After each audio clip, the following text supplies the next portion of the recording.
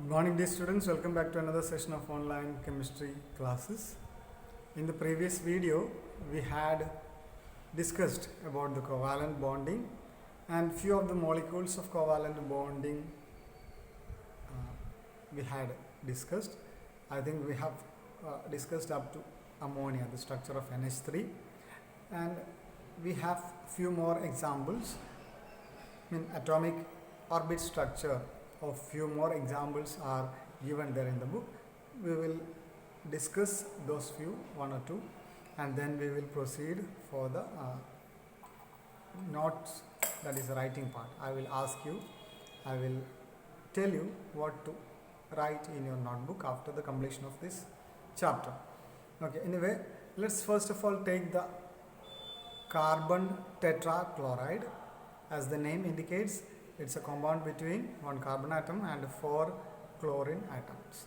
Okay, so both the carbon and chlorine do not have the stability. That means octet state is not complete.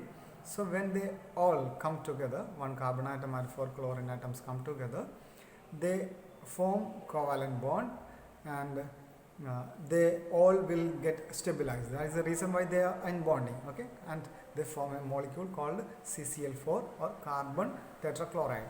Let's see how the structure of carbon before carbon and chlorine, before bonding and after bonding. Here if you look at, you can find the carbon's structure, atomic orbital structure. Carbon comes in period 2 of the periodic table. That means its atomic number is 6, and 6 electrons are also there. These 6 electrons are arranged in a 2-4 condition. That means 2 in the innermost shell and 4 in the next, that outermost shell. So carbon has 4 electrons in the outermost shell. It needs another 4 more electron to complete its octet. Then look at chlorine. Chlorine is of atomic number 17. 287 is the electronic configuration for chlorine. It needs another 1 more electron in the outermost shell to complete its octet. So when one carbon atom comes in contact with 4 other such chlorine atom with the 7 electrons in the outermost shell, they will all combine together to give a structure like this.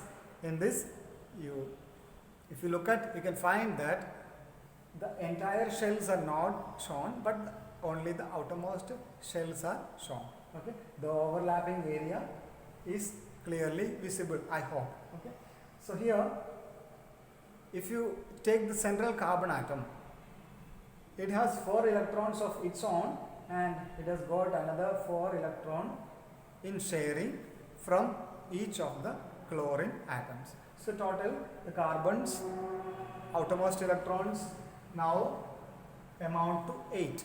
Okay, so that means it has completed its octet.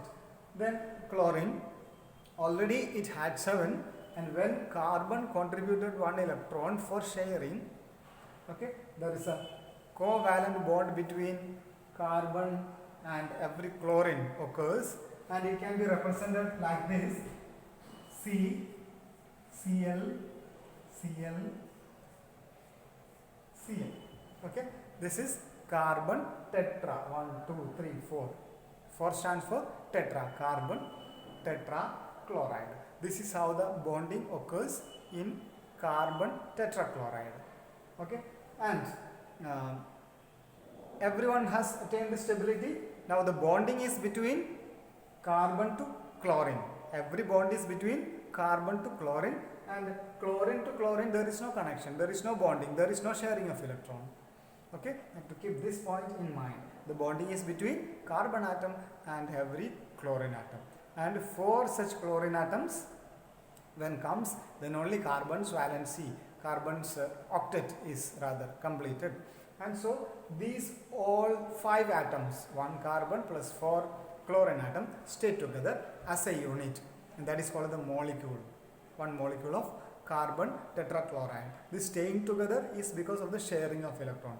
As far as they are sharing the electron, they are stable, and once they try to separate themselves, the stability will be lost. either they have to lose or gain electron during when they separate. Okay, so that normally doesn't happen unless a bond breakage occurs. For that energy is required. That and all you will study later, not now. Okay, anyway, so by having bonding with carbon, every chlorine atom gets stabilized, and in turn carbon also gets stabilized. Okay, this is how covalent bonding occurs in carbon tetrachloride. Now we have one more example of methane. Let's see that. If you look at the structure of carbon, that is same. We have already discussed in the case of carbon tetrachloride. Okay, then hydrogen, as you know, its atomic number is 1. So in its one and only shell, it has 1 electron for a hydrogen atom. And both carbon and hydrogen are unstable in the atomic state, and they combine. When 4 hydrogen atom comes in contact with carbon, they will all combine together to form 4 carbon to hydrogen covalent bonding, and each of these lines indicate sharing of 1 electron each between these atoms. So this line is between carbon and hydrogen. That means between this carbon and hydrogen there is 1 electron contributed by both. That means a pair of electron is being shared. This line indicates a pair of electron is being shared between this, and here also same. Okay, here as well. And you can see in this diagram where hydrogen's one and only shell, outermost shell or innermost, whatever you call it. Okay, this one and only shell of hydrogen is in overlapping with the outermost shell of carbon, and where these shared electrons are kept. Okay, and these shared electrons are both available for carbon and hydrogen as well. So both of these electrons are available for hydrogen and carbon as well. So with the help of all these 4 hydrogen atoms, their contributions and sharing, carbon's valency is complete, and carbon in turn is sharing 1 electron for every hydrogen atom in order to complete their duplet, each of the hydrogen atoms duplet. Okay, so they equally contribute and mutually share, and this causes, or this is accountable for the stability that they attain when they are in the molecular form. In the molecular form, that means when they are in bonding, they are stable because they have completed their duplet or octet. And why I am so particular about each of these examples of atomic orbit structure, because you may be asked to draw the atomic orbit structure for your exam. So a molecule may be given, or name of a molecule may be given, and you will be asked to draw the atomic orbit structure, and you must be familiar with this. And there are many mistakes often found when checking your answer scripts, because in covalent bonding there is an overlapping area where shared pair of electron or bond pair of electrons remain between the atoms, and in ionic bonding there is a shifting of electron from the outermost shell of one atom to the outermost shell of another atom. Then formation of ion, positively and negatively charged ions are formed. Okay, so that is to be indicated with the transfer of electron, an arrow mark which shows the transfer of electron. And these diagrams often come for the exam, and you need to be very familiar with this diagram, atomic orbit structure. Okay, then that's all about the topic covalent bonding. We have completed our chapter 4 by this, and now let me tell you what are the things to write down in your notebook. As we did for the first semester, we are doing the same in second semester also. I will be asking you to write the notes, which I'll tell you what to write. Okay. Now I am going to tell you what are the things that you should write in your notebook. Page number 54, definition of an atom.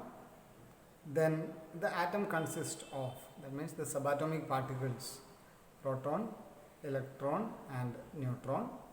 Then regarding nucleus, there should be a statement. Okay, the protons and neutrons are found in the center of the nucleus of the atom. Then the orbits, the shells or energy levels in which electrons revolve around. Okay, that's all about the definition of an atom and the under the heading of definition of atom. Then atomic number is at the definition with an example. Okay, definition of atomic number. An atom of each element has its own characteristic number which distinguishes it from the atom of other element, that is atomic number. Okay, then with an example, that means sodium 11, that is atomic number. Okay, isn't it, for sodium? So that has to be any such example is to be written with the atomic number mentioned. Then the next one, page number 55, that is mass number. Okay, mass number, its symbol and then definition. Mass, what mass number is. Then in the symbol of an atom you have to mention mass number. Okay, that means an example should be there for mass number also. Then electrons, on the very same page, page number 55, electrons, arrangement of electrons. Electrons are present outside the nucleus and revolve around it in shells or energy levels. Okay, up to this much only you need to write. That's all. Then page number 56, factors which govern the distribution of electron. There are two factors which govern the distribution of electron. One is the maximum number of electron which can be accommodated, which can be taken in any shell. Then the maximum electron which can be there in the outermost shell. These two rules are to be written. Okay, then that's all from page number 56. Then you have to proceed for page number 59.